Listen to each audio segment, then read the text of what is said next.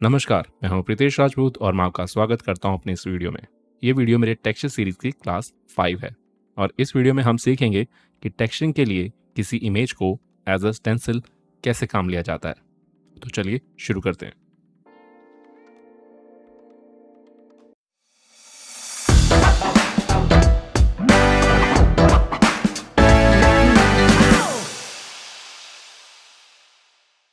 किसी इमेज को टेक्सचरिंग के लिए एज अ स्टेंसिल कैसे यूज़ करते हैं, वो हम एक पहले बेसिक सा प्रोसेस देख लेते हैं और फिर हम इसे एडवांस तरीके से भी यूज़ करके देखेंगे। और जो इसका बेसिक सेटअप है उसके लिए हमें पहले टेक्सचर पेंट में जाना होगा यहाँ पे, और यहाँ पे हम अपना जो शेडर एडिटर है वो भी खोल लेते हैं। तो ये हमने अपनी बेसिक सी वर्क स्पेस तैयार कर ली है। अब हमें क्या करना होगा, हम यहाँ पे क्लिक करेंगे न्यू पे। तो इसका जो सबसे पहला ऑप्शन है वो है नेम।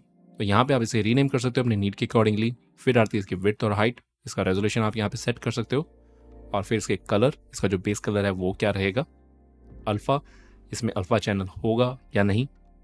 और ये जनरेटिव टाइप हम मोस्टली इसे ब्लैंक रखते हैं, पर फिलहाल समझाने के लिए मैं इसे यूवी ग्रिड में चेंज कर देता हूँ और यहाँ पे क्लिक करूँगा ओके।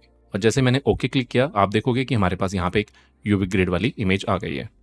अब इस इमेज को हमें अपने ऑब्जेक्ट के बेस कलर के साथ कनेक्ट करना होगा, और उसके लिए हमें इसके बेस कलर में हमें एक इमेज टेक्सचर नोड होती है वो ऐड करनी होगी। और जो ये ड्रॉप डाउन मेन्यू है, यहाँ से हम अपनी जो इमेज है उसे कॉल करवा लेंगे। तो आप देखोगे कि जो ये इमेज थी वो यहाँ पे अप्लाई हो गई है। हमारा जो बेसिकली जो हमारा टेक्सचर है वो एक तरह से लग गया है। तो हमारा जो इमेज है वो यहाँ पे आ गई है। अब टर्न आती है हमारी इमेज की, जिसे हम एज अ स्टेंसिल यूज़ करेंगे। और वो इमेज मैंने ऑलरेडी इस वेबसाइट से, जो कि फ्री पिक है, से डाउनलोड कर रखी है, और इसका जो लिंक है वो आपको नीचे डिस्क्रिप्शन में मिल जाएगा। और इस इमेज का मैंने एक पार्ट ऑलरेडी कट किया हुआ है और इसका जो बैकग्राउंड है वो रिमूव किया हुआ है। अब हम वापस अपने ब्लेंडर सॉफ्टवेयर में चलते हैं। हमारा जो ये एक्टिव टूल सेट है हम इसे देखेंगे, और इसके जो ये सारे ऑप्शंस है आपको यहाँ ऊपर भी मिल जाएंगे। तो अब हम जो ये हमारा टेक्सचर वाला टैब है, हम यहाँ पे क्लिक करेंगे और यहाँ पे क्लिक करेंगे न्यू पे। न्यू पे क्लिक करने के बाद में जो ये वाला बटन आप यहाँ पे देख रहे हैं, शो टेक्सचर इन टेक्सचर टैब, हम इस पे क्लिक करेंगे और यहाँ पे क्लिक करेंगे हम ओपन। और यहाँ पे हम अपनी जो इमेज है उसे कॉल करवा लेते हैं और वापस चलते हैं हम अपने एक्टिव टूल सेट पे। आप यहाँ पे देखोगे कि हमारी जो इमेज है वो यहाँ कॉल हो चुकी है, और यहाँ मैपिंग में यहाँ टाइल्ड लिखा हुआ है। हम इसे चेंज करेंगे टाइल्ड से स्टेंसिल में। और अब जैसे ही हमारा माउस व्यू पोर्ट में आएगा, आप देखोगे कि हमारी जो इमेज है वो नीचे विजिबल हो रही है। इसे हम पेंट करें उससे पहले हम ये देख लेते हैं कि हम इसे कंट्रोल कैसे करें। कंट्रोल यानी कि हम इसे मूव, स्केल या रोटेट कैसे करें। इसे मूव करने के लिए हमें माउस पे राइट क्लिक होल्ड करना होगा, और अब हम माउस ड्रैग करेंगे तो आप देख सकते हैं कि इमेज मूव हो रही है। और स्केल करने के लिए हमें कीबोर्ड पे शिफ्ट होल्ड रखना होगा और राइट क्लिक जो है वो होल्ड रखना होगा। अब माउस को ड्रैग करेंगे तो ये इमेज स्केल हो रही है। और इसी तरह से रोटेट करने के लिए कंट्रोल होल्ड करना होगा, और जो राइट माउस क्लिक है उसे होल्ड करेंगे और इसे ड्रैग करेंगे तो आप देखेंगे ये रोटेट हो रही है। जो व्यू पोर्ट की नेविगेशन है वो सेम रहेगी जैसे हम पहले कर रहे थे। अब हमारी जो इमेज है जहाँ पे हम पेंट करना चाहते हैं वहाँ पे प्लेस कर लेते हैं। तो उसके लिए मैं अपना जो 3D मॉडल है उसे मूव कर लेता हूँ, और इस इमेज का जो साइज है वो एडजस्ट कर लेते हैं। तो इसकी जो प्लेसमेंट है वो मैंने फाइनल कर ली है। अब इसे पेंट करने के लिए मुझे लेफ्ट क्लिक होल्ड करना होगा और इस पर ड्रैग करूंगा। तो आप देखोगे कि जो हमारी इमेज है वो 3D मॉडल पे हमारी पेंट हो रही है। एक बार हमारी जो इमेज है इसे साइड कर लेते हैं। आप देख सकते हैं कि जो हमारी इमेज है वो अब इस 3D मॉडल पे पेंट हो चुकी है। और आप यहाँ इमेज एडिटर में भी देख सकते हैं कि हमारी जो इमेज है वो यहाँ पेंट हो चुकी है। और इसी तरह जो आप ये इमेज है आप डायरेक्टली इमेज एडिटर में भी पेंट कर सकते हो। मैंने यहाँ पेंट कर लिए, और आप देखोगे कि वो यहाँ 3D ऑब्जेक्ट पे भी पेंट हो चुकी है। तो ये था एक बिल्कुल बेसिक सा तरीका जिसमें हम किसी इमेज को टेक्सचरिंग के लिए एज अ स्टेंसिल यूज़ कर सकते हैं। अब इस टेक्निक को हम एक एडवांस तरीके से कैसे यूज़ कर सकते हैं वो भी देख लेते हैं। इसे समझाने के लिए मैंने एक fully textured model already download कर रखा है, और जो ये मॉडल है ये मैंने पॉलीहेवन से डाउनलोड किया है, और इसका जो लिंक है आपको नीचे डिस्क्रिप्शन में मिल जाएगा। और इस टेक्निक के लिए भी हमें एक ब्लैंक इमेज क्रिएट करनी होगी। इसका मैं नाम दे देता हूँ यहाँ पे स्टेंसिल, और जो इसकी विड्थ है इसे मैं 2 से मल्टीप्लाई कर देता हूँ, और इसकी जो हाइट है इसे भी 2 से मल्टीप्लाई कर देता हूँ। और यहाँ पे कलर पे क्लिक करेंगे और जो इसका अल्फ़ा है इसे 0 कर देते हैं, ठीक है। और जो जनरेटेड टाइप है इसे ब्लैंक रहने देंगे और यहाँ पे क्लिक करेंगे ओके। और यहाँ पे एक बिल्कुल ट्रांसपेरेंट इमेज जनरेट हो चुकी है। और अब हम चलते हैं अपने शेडर एडिटर में और यहाँ पे हम एक प्रिंसिपल BSDF लेंगे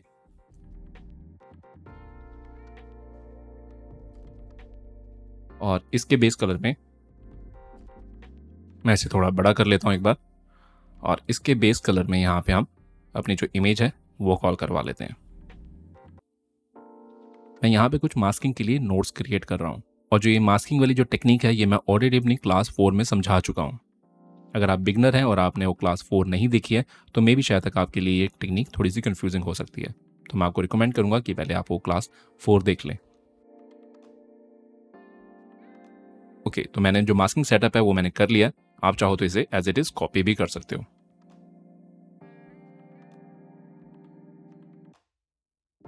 अब मैं स्टेंसिल के लिए जो इमेज है वो कॉल करवा लेता हूँ।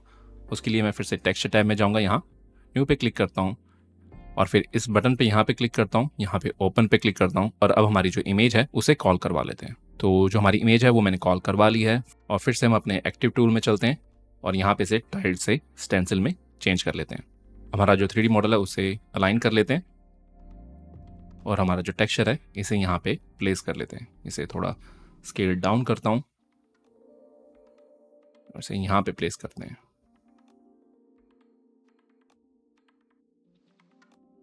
तो मैंने इसकी जो प्लेसमेंट है वो मैंने कर ली है। हम वीडियो में आगे बढ़े उससे पहले हमें एक चीज़ का ध्यान रखना होगा जो कि बहुत इंपॉर्टेंट है और वो ये है कि हमारा जो स्टेंसिल है हमें जिस इमेज पे पेंट करना है हमें वही नोड सिलेक्टेड रखनी होगी।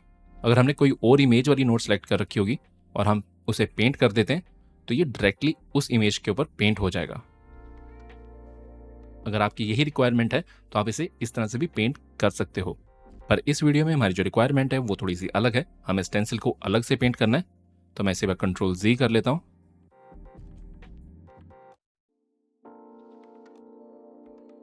और हमारी जो स्टेंसिल वाली जो नोड है उसे सेलेक्ट कर लेता हूं। अब मैं इसे यहां प्लेस करके इसे पेंट कर लेते हैं।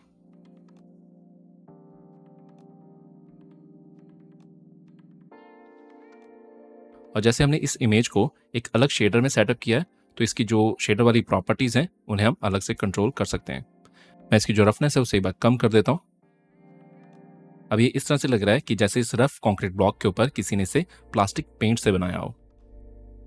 और ये अलग अलग शेडर में सेटअप करने की वजह से जो इनकी शेडर प्रॉपर्टीज हैं वो एक दूसरे से इंडिपेंडेंट है और आप इन्हें फ्लेक्सिबली यूज कर सकते हैं। पेंट करना तो हमने सीख लिया, आप इसे अगर इरेज करना हो तो वो कैसे करेंगे, और उसके लिए हमारी जो ये इमेज है हमें इसे यहाँ पे रिमूव करना होगा और जो ये ब्लेंड मोड है इसे मिक्स से इरेज अल्फा में चेंज करना होगा। और अब हम इस पर जब पेंट करेंगे तो जो इमेज है वो इरेज हो जाएगी।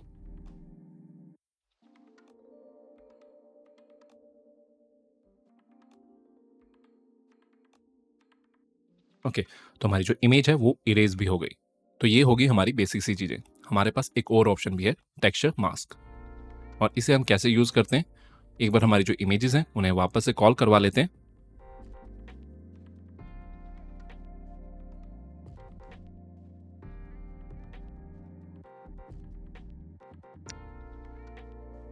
और हमारी जो ये टेक्सचर वाला जो मास्क है इसके अंदर भी एक इमेज कॉल करवाएंगे। ये जो इमेज है ये मैं एक ग्रंच टेक्सचर की कॉल करवाऊंगा। जो ये टेक्सचर है ये भी मैंने फ्री पिक से ही डाउनलोड किया है और मैं इसका जो लिंक है वो आपको नीचे डिस्क्रिप्शन में दे दूंगा। ब्लेंडर में चलते हैं और इसे कॉल करवा लेते हैं।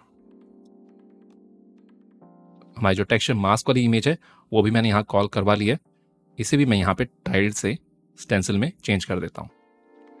अब आप देखोगे कि हमारे पास यहाँ पे दो अलग अलग इमेजेस हैं, एक हमारी ये जो टेक्सचर वाली इमेज और एक हमारे पास ये टेक्सचर मास्क वाली इमेज।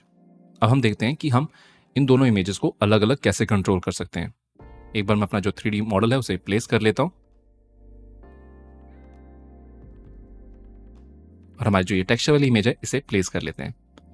और जैसे कि मैं ऑलरेडी वीडियो में बता चुका हूँ कि इसे मूव करने के लिए राइट माउस क्लिक से इसे मूव कर सकते हैं और इसे स्केल करने के लिए शिफ्ट होल्ड करना होगा और राइट क्लिक से इसे स्केल इन स्केल आउट कर सकते हैं, और इसे रोटेट करने के लिए हमें कंट्रोल होल्ड करना होगा और फिर राइट क्लिक से इसे रोटेट कर सकते हैं।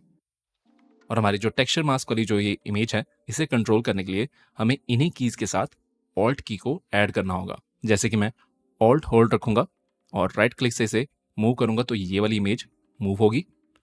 इसे स्केल इन स्केल आउट करने के लिए ऑल्ट और शिफ्ट दोनों को होल्ड रखूँगा और राइट क्लिक से इसे स्केल इन स्केल आउट कर सकता हूँ।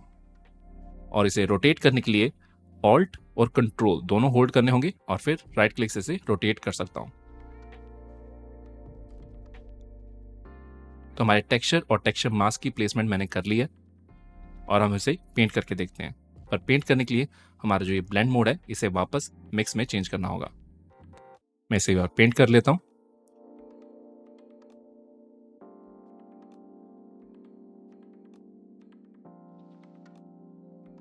अब हमारी जो ये इमेजेस हैं, इन्हें मैं साइड कर लेता हूँ।